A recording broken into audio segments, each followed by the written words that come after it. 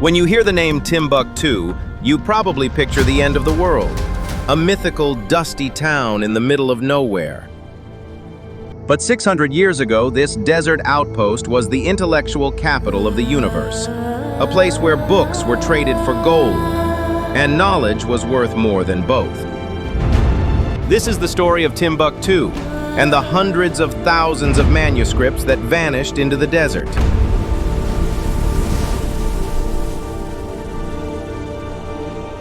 To understand Timbuktu, you have to forget everything you know about borders and countries. In the 14th century, the Sahara Desert wasn't a barrier, it was a highway.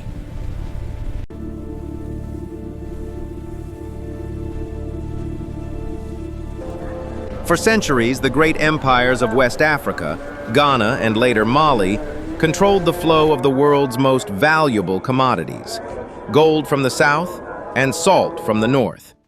And right at the intersection of these two trade routes, they built a city, Timbuktu. Musa decided to go on a pilgrimage to Mecca. He didn't travel light. He brought with him a caravan stretching for miles and tens of thousands of pounds of gold. Our destiny awaits. The world will remember this caravan. He gave away so much gold in Cairo that he crashed the local economy. It took a decade for the price of gold to recover. But his pilgrimage did more than just crash markets. It put his capital city on the map. When the world heard about the wealth of Mansa Musa, they wanted to find Timbuktu. But what they eventually found was far more valuable than gold.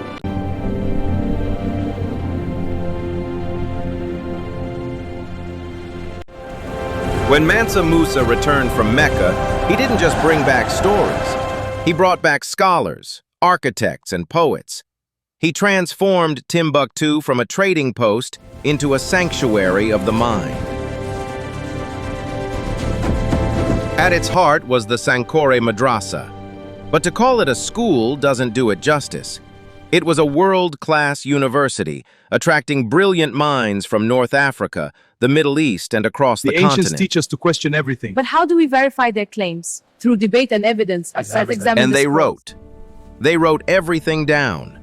This wasn't just a place to learn, it was a place to create. And the creation of Timbuktu was its libraries. In Timbuktu, books were the ultimate status symbol. Rich families didn't just collect gold, they collected knowledge. For generations, they built private libraries, passing them down from father to son like a dynasty of wisdom. The most famous scholar of the age was a man named Ahmed Baba. He was the last great chancellor of Sankore. When asked about his library, he once mentioned it contained over 1,600 books. But that was just his personal collection. Historians believe his actual library was one of the largest in the city, a vast ocean of knowledge contained within one man's walls.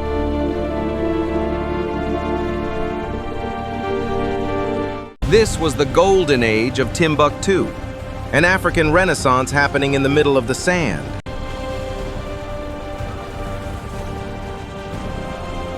But as with all golden ages, a storm was coming. Far to the north, in Morocco, the Sultan heard the same stories everyone else did. Timbuktu, gold, and now he heard about the books. He wanted both. In 1591, an army of mercenaries crossed the desert armed with gunpowder.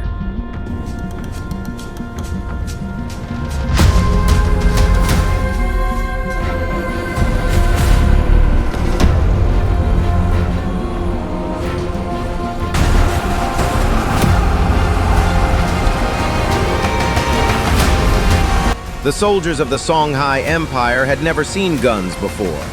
They didn't stand a chance.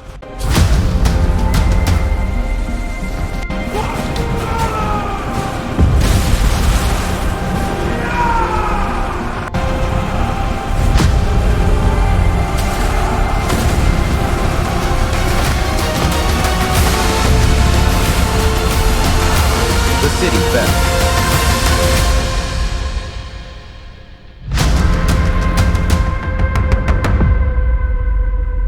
invaders seized the wealth. They stole the gold. But they also saw the libraries as a threat. They arrested the scholars, accusing them of sedition. Ahmed Baba was captured, chained, and marched across the desert to Morocco.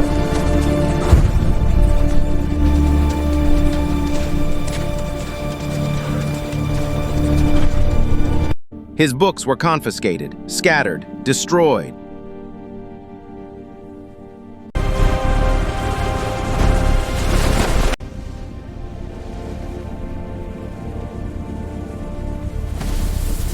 The intellectual heart of Africa was ripped out. The scholars were gone. The libraries were looted.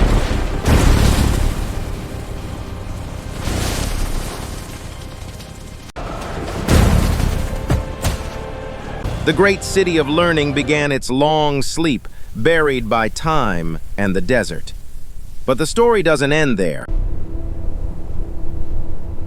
For centuries, the world believed the knowledge of Timbuktu was lost, destroyed in the invasion. But they were wrong. The families of Timbuktu did something remarkable. When the invaders came, they hid the books. They buried them in the desert. They hid them in false walls. They passed them down in secret, generation after generation, protecting them from conquerors, from the elements, and from time. These are our history. Handle them with great care. Yes, Father, I understand. Good. Now guide your hand like this. Starting in the late 20th century, researchers began knocking on those doors, and what they found changed history. Today, over 300,000 manuscripts have been recovered, and they are still counting. As they study them, a new picture emerges. These texts prove that medieval Africa wasn't just a place of oral tradition, it was a place of rigorous scientific inquiry. They were calculating the movements of planets. They were pioneering new mathematical concepts. They were building a complex, literate, intellectual society.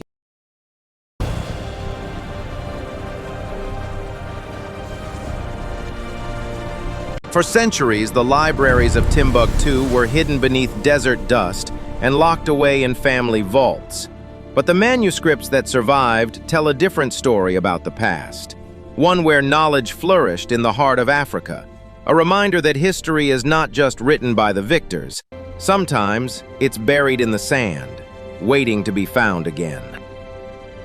Every one of these manuscripts survived against all odds. They survived invasion, they survived the desert, and they survived time itself. But stories like this can only survive if we keep telling them. If you believe knowledge like this deserves to be seen, smash that like button, subscribe to join our community of explorers, and share this with someone who needs to know that history is bigger than they were taught.